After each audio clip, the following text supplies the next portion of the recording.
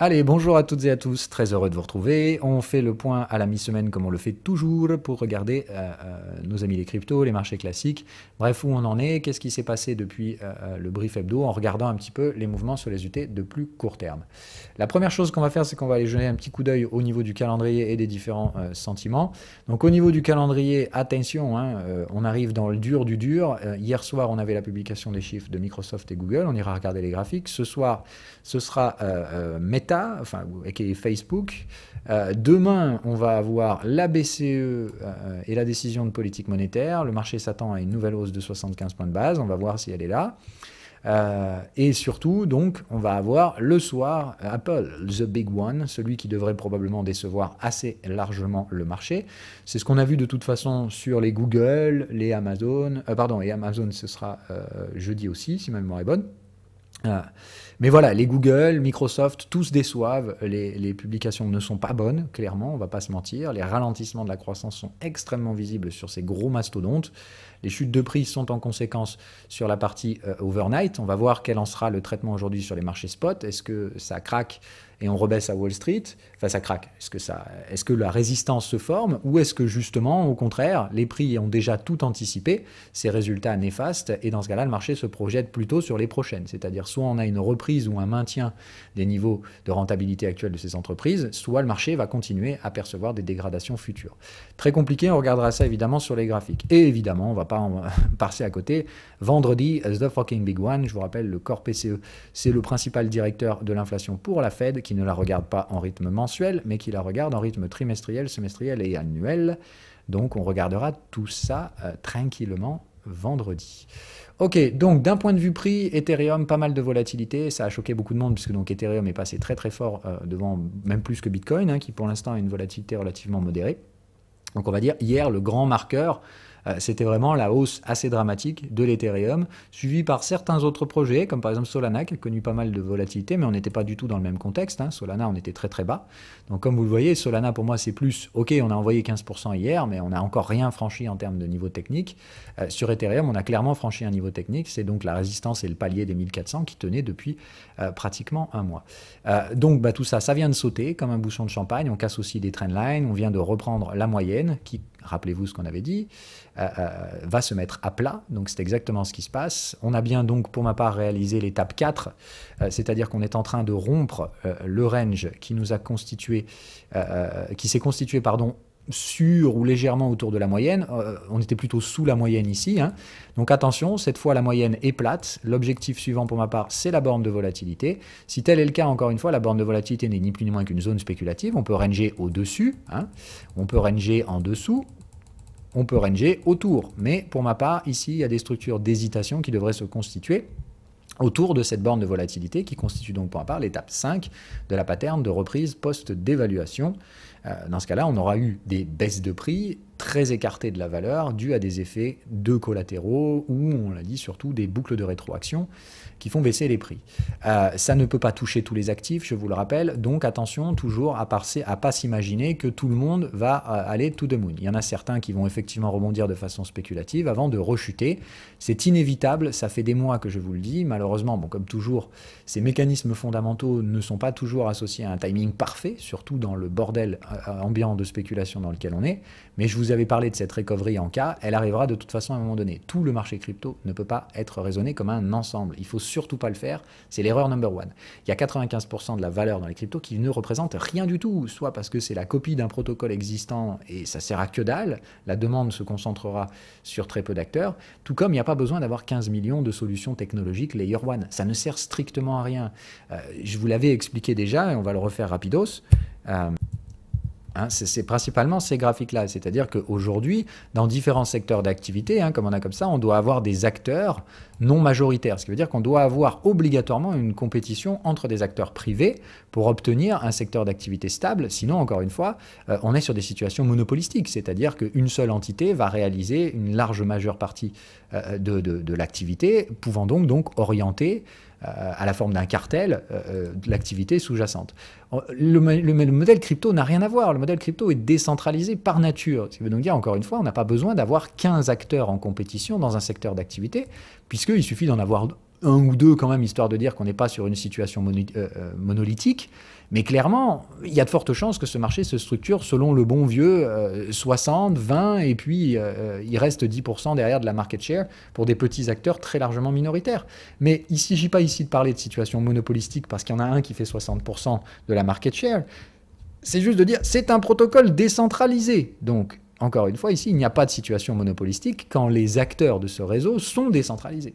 Donc, c'est ça que je l'ai toujours dit, la plus grande partie de la market share, elle ira sur les acteurs les plus décentralisés. Ça ne veut pas dire qu'il n'y aura pas de compétition, mais cette compétition sera probablement minoritaire et elle servira à apporter quand même une forme de solution différenciée des progressions technologiques. Tout ne peut pas osciller autour d'un seul réseau, ce serait quand même vraiment très monolithique.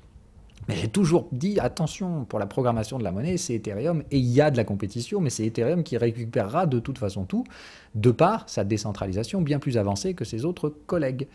Bref, donc voilà, pour ma part, ce qui se passe hier, la volatilité sur Ethereum et sur certains autres projets, ça n'est ni plus ni moins, pour l'instant à court terme, que l'étape pour moi d'avancement, d'une récupération de la valeur. Tout le monde a baissé, les bons comme les mauvais, y compris les meilleurs ont baissé extrêmement fort, et pour ma part, ces patterns de dévaluation massive ne sont pas alliés à une baisse de la valeur, donc tôt ou tard, le prix devrait retourner à cette valeur, et la solution la plus probable, c'est donc ce schéma en 5 étapes qu'on avait donc précédemment énoncé. Donc moi, pour ma part, la rupture ici de la moyenne qui est en train de s'aplatir sur Ethereum, c'est le signe que pour ma part, la prochaine zone spéculative se situe vers la zone des 1800, où se trouve la borne de volatilité, qu'on peut tout à fait exploser pour rester en trading au-dessus avant l'étape 6, c'est donc cette borne de volatilité, après s'être écrasée, va se réorienter à l'achat alors que la moyenne va faire de même.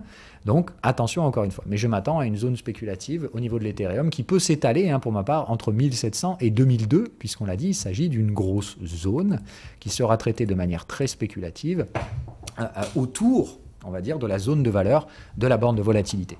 Voilà, donc pour l'instant, moi, ce qui se passe à court terme sur Ethereum, est-ce que ça va continuer? Je vais être très franc, je n'en sais rien. Pour l'instant, à court terme, il s'agit de liquidations qui sont relativement importantes. Il y en a encore beaucoup plus qui pourraient venir.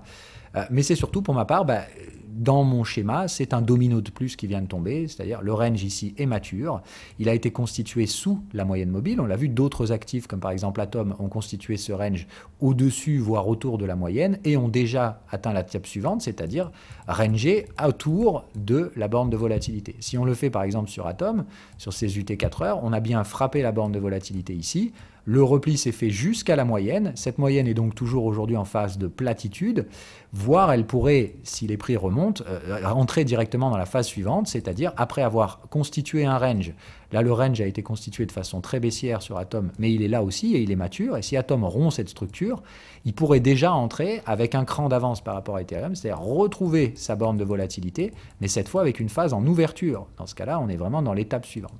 Donc pour ma part, c'est toujours pareil. Cette recovery en cas, elle ne se fera que sur les bons actifs. Les autres vont probablement suivre la volatilité générale du fait de la faible liquidité, mais dès que les vendeurs vont revenir, il n'y aura clairement pas d'acheteurs sur les projets à la con. Donc vraiment pas se planter. Tout le monde ne peut pas participer à ce bull run.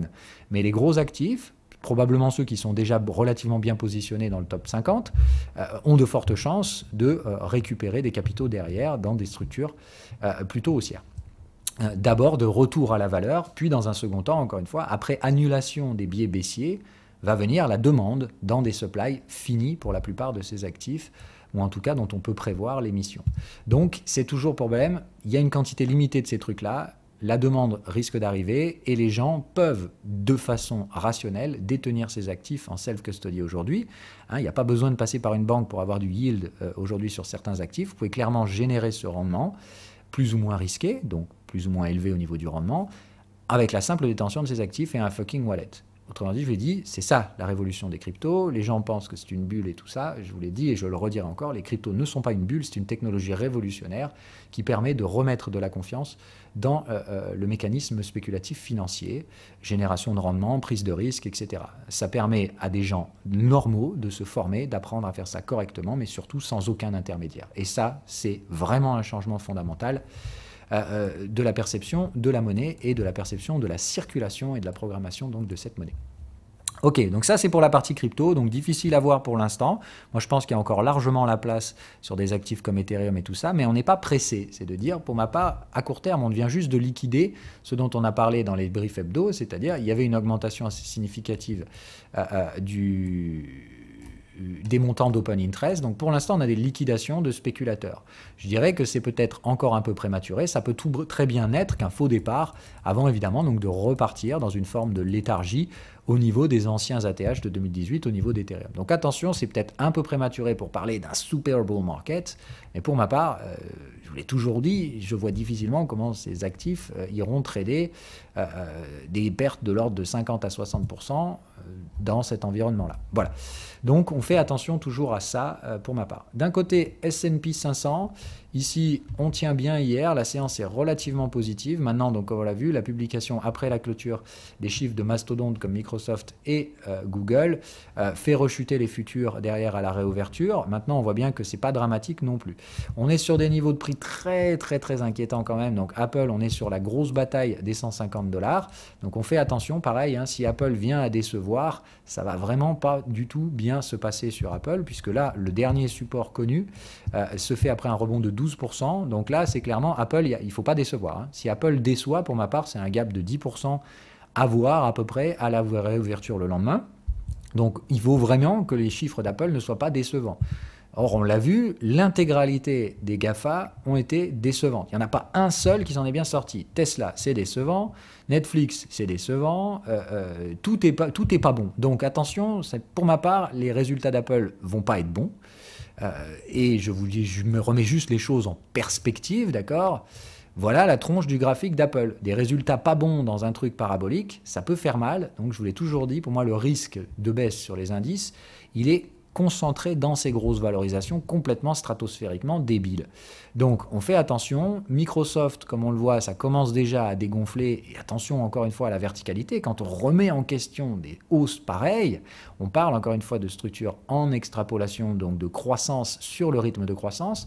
Donc quand là on parle de décroissance, c'est-à-dire concrètement, il y a une perte de profitabilité par rapport à year to year. Là, c'est compliqué, hein. On est quand même sur du 14% de baisse year to year pour Microsoft. Les prix, il y a un an, n'étaient pas comme ça. Donc, il faut vraiment faire attention. Là, on était sur une croissance du rythme de croissance pour justifier la hausse parabolique. Bon, plus des rachats de titres au milieu de tout ce bordel. Mais clairement, là, on voit bien que le rythme de croissance n'est même plus là. Donc, évidemment, il va falloir le confirmer par un autre trimestre. C'est pas parce qu'on a fait un mauvais chiffre que celui de la prochaine fois ne sera pas bon. On peut avoir des effets de seuil. Mais ça reste quand même très inquiétant, effectivement, pour la croissance à moyen terme de ces énormes boîtes. Donc le risque sur les indices, il est là-dedans, le fait que ces grosses boîtes pèsent très lourd, et quand elles se mangent un gap de 5 à 10%, ça se voit. Hein. Donc on fait attention clairement sur ces notions-là. Amazon qui arrive, d'accord, donc on fait très attention, ça aussi, c'est ces gros mastodontes peuvent tout à fait surprendre. Voilà. Maintenant, Amazon, on s'attend clairement à une baisse des revenus là aussi. On a des alertes de volatilité sur les UT hebdomadaires. Les bornes de volatilité hebdo sont extrêmement lointaines. Donc attention, ici, comme on l'a dit, si ça lâche, ça peut lâcher fort. Par contre, pour ma part, c'est si ça lâche, mais que le mois prochain ou le trimestre prochain, pardon, les chiffres ne sont pas si mauvais, le marché risque de rebondir. Le marché, à mon avis, est déjà en train d'anticiper la prochaine publication de résultats. Celle du Q4. Si ces résultats Q4 sont concrètement extrêmement mauvais, là, à mon avis, ça va être très compliqué d'envisager des rebonds sur les indices. Parce que ces grosses valeurs vont peser très lourd. Maintenant, encore une fois, si on prend le S&P 495, certaines valeurs sont massacrées, 85%. À moins 85, concrètement, il peut se passer quoi ? Plus aucune mauvaise nouvelle. Les mauvaises nouvelles n'ont plus d'effet, elles ont tellement été anticipées qu'il peut y avoir que des bonnes nouvelles. Et c'est là, pour moi, que le risque haussier peut se trouver sur les indices. Pas sur le fait que les grosses GAFA vont reperformer magiquement comme ça, ex nihilo, mais plus de dire les S&P 495 ont été tellement massacrés que si on s'est trompé sur certaines valeurs, tout comme je pense qu'on s'est trompé sur certaines cryptos, leur recovery à ces boîtes-là, quand on a perdu 85%, d'accord, un retour à la troisième borne, hein, c'est de dire, voilà, imaginez-vous un actif comme ça, il chute de 85%, ça veut dire qu'il vient de là à là. Ok, dans ce cas-là, ça vous fait ça. Revenir à la troisième borne, ça vous ramène à peu près ici. D'accord ? Ça veut dire que derrière, globalement, vous devez faire un rebond de près de 400% pour revenir, ne serait-ce que retester la baisse de valorisation. Donc, restons rationnels encore une fois. sur les bons actifs, c'est-à-dire ceux qui ont été vendus à tort en même temps que les autres, parce que fin du monde, on allait tous mourir. Si on est bien dans un pullback, c'est pas la fin du monde qui nous attend, c'est un rebond technique. Mais ce qu'il faut comprendre, c'est que pour certaines valeurs massacrées, ce rebond technique, c'est de l'ordre de 400%. Sans même parler de retourner à un ATH, mais juste de questionner la baisse de valorisation qui a été conduite. Juste ce questionnement représente déjà des rendements assez significatifs. Et ces rendements doivent être pondérés dans les indices. Donc oui, certains actifs peuvent perdre plusieurs milliards de dollars de valorisation quant à leur baisse à eux, mais attention, d'autres peuvent créer ou en tout cas compenser ces baisses par des replis assez significatifs. Voilà le message que j'envoie toujours. Ne raisonnez pas ensemble, tout comme pour ma part, il ne faut pas raisonner ensemble du secteur crypto et raisonner ensemble, c'est-à-dire S&P 500, concrètement, la bourse va monter, la bourse va baisser, mais bien raisonner à l'intérieur. Certaines actions ont été massacrées par ces effets d'ensemble. Je pense toujours que je me suis probablement trompé sur le timing de la recovery en cas, mais je suis pratiquement certain que ça fait partie des choses qui vont devoir se produire à un moment donné. Voilà, le message est donc celui-ci. Attention à ne pas raisonner paquet, attention à raisonner valeur, attention à comprendre que, comme toujours, on est dans ces années de la crise de valeur. Pour l'instant, plutôt toujours donc dans un cycle dans lequel la confiance dans le modèle économique est supposée être toujours là, et jusqu'à mi-2024. Donc pour ma part, je garde toujours des dynamiques légèrement haussières sur la plupart des actifs et des différents paquets d'actifs. Donc je reste plutôt positif sur le S&P 500, même si pour ma part, il y a vraiment des îlots très inquiétants, et notamment sur les GAFA.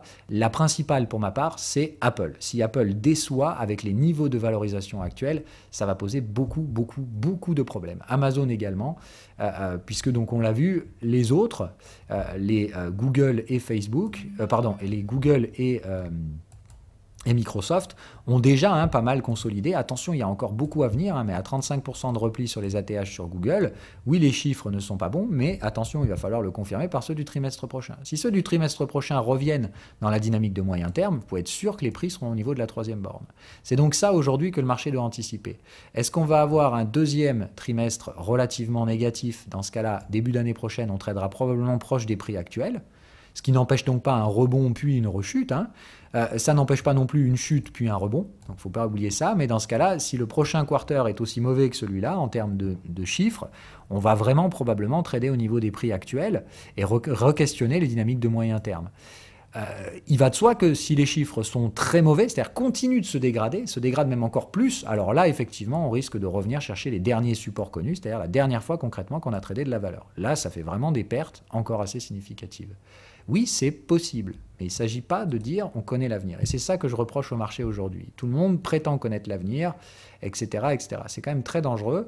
Donc, d'un point de vue gestion du risque, il ne faut pas oublier que les prix peuvent rebondir de façon technique sans pour autant changer quoi que ce soit aux dynamiques de moyen terme. Pour ma part, ces dynamiques de moyen terme, elles ne sont pas en vue d'un effondrement, elles sont plutôt en vue d'un marché qui va constituer un top de moyen terme avant éventuellement des dégradations qui pourraient intervenir plus durablement au niveau de l'horizon 2024-2028, là où on aura une perte de confiance dans le système économique. Ça, c'est vraiment pour l'horizon macro. Donc bref, en tout cas, si on regarde à court terme, sur des actions comme Google, oui, on va ouvrir en léger gap aujourd'hui. La question est, est-ce qu'on va trouver une forme de soutien, c'est-à-dire est-ce que ça va buy the dip ou pas? Pour ma part, le facteur principal à regarder aujourd'hui, c'est plutôt au niveau de Bitcoin. J'ai l'impression que Bitcoin travaille sa grosse résistance, il est d'ailleurs en train d'essayer de la franchir. Si ce franchissement est acté, pour ma part, on aura probablement une perception, un risk-on du marché. Maintenant, comme on l'a vu, pour moi, sur Bitcoin, je n'ai pas cette phase donc de dévaluation massive, etc. C'est-à-dire que Bitcoin n'a pas réussi à former un creux avec un repli en V qui revient immédiatement chercher la moyenne. Donc pour l'instant, je ne vois pas ce schéma-là sur Bitcoin. Donc je le dis et je le redis, les alertes de volatilité par contre sur Bitcoin m'invitent à penser qu'il peut tout à fait suivre ses collègues, Ethereum, etc. et aller et se rediriger sans violence nécessairement, mais je pense que Bitcoin cherche à traiter ses bornes de volatilité également. Dans le cas où on n'aurait que des mauvaises nouvelles cette semaine, à savoir Apple, ce serait la catastrophe, Google, Microsoft baissent après leur gap baissier au lieu d'être rachetés sur les supports, si Amazon déçoit aussi de façon très significative, si on se retrouve avec derrière une BCE qui envoie 75 points de base et un euro qui reste au niveau actuel, et si on a en plus de ça des taux américains qui se reprennent en vue de la Fed la semaine prochaine, s'il y en a un corps PCE qui est mauvais hein, qui ferait donc une reprise très forte au niveau des taux à 10 ans, etc., une reprise de force très dynamique au niveau du dollar. Si on a tout est mauvais cette semaine, là, clairement, attention, on risque d'avoir un rejet, et le rejet de la volatilité fait que, comme toujours, si on venait à rejeter la moyenne, ça pourra ouvrir un risque, effectivement, de voir éventuellement le Bitcoin venir retravailler des 17 000 $, l'ancien plus bas. Ce risque-là me paraît beaucoup plus réduit sur la capacité de l'Ethereum. Mais encore une fois, comme on l'a dit, il y a quand même un facteur macro qui pèse aussi. Par contre, pour ma part, l'erreur du marché de ces derniers mois, c'est de constituer qu'il n'y a que des mauvaises nouvelles qui vont arriver. Si on est dans un pullback, encore une fois, au bout d'un moment, la moindre bonne nouvelle va avoir des effets relativement haussiers sur les prix. Surtout le fait de dire le rythme des mauvaises nouvelles se ralentissant, les prix vont déjà probablement commencer à remonter. Pas parce que les choses s'améliorent, juste parce qu'elles arrêtent de se détériorer. Et c'est là pour moi tout le défi et les choses qui sont à comprendre dans cet environnement actuel. Le pire est anticipé partout. On ne s'attend à recevoir que des mauvaises nouvelles, et cette ambiance assez pessimiste, associée au niveau de retracement qu'on voit sur le S&P 500, 25 et quelques %, sont pour ma part assez consistants avec les stratégies que je connais malheureusement trop bien, celles des pullbacks. On a peur du pire, on l'anticipe, et puis au final, comme ça ne se produit pas, on n'a pas de bonnes nouvelles. Mais le fait d'avoir anticipé que des mauvaises nouvelles fait que quand les nouvelles tombent à peu près au niveau du consensus, c'est-à-dire ni bonnes ni mauvaises, les prix vont avoir une réaction opposée. Les prix vont commencer à monter sur des nouvelles qui ne sont pas si mauvaises. Elles ne sont pas bonnes, mais elles ne sont pas si mauvaises. Et ça, c'est la psychologie typique des pullbacks. L'anticipation des bear markets sur des supports. Voilà. Et concrètement, le fait que toutes les prochaines nouvelles ne vont être que mauvaises. Le corps PCE va forcément nous surprendre à la hausse et la Fed va devoir taper du poing. Concrètement, vous n'en savez rien. Mais voilà l'ambiance du marché actuel. On a tellement été habitué aux mauvaises nouvelles qu'on s'attend à en avoir d'autres. Si ce mécanisme-là s'interrompt, pas parce que d'un coup des bonnes nouvelles émergent, mais juste, les nouvelles ne sont plus si mauvaises. Eh bien, voilà ce qui risque de se produire, le bottom d'un pullback. Je l'ai toujours dit, ça fait partie des gestions du risque. Vous avez un choix à faire. Soit vous anticipez clairement cette fin du monde, mais dans ce cas-là, vous tradez sous résistance, pas sur support. Soit vous pensez que c'est un pullback, vous achetez ce support et vous gérez le risque sous résistance. La résistance, pour ma part, elle est encore loin. Elle se situe à 1720 sur l'Ethereum.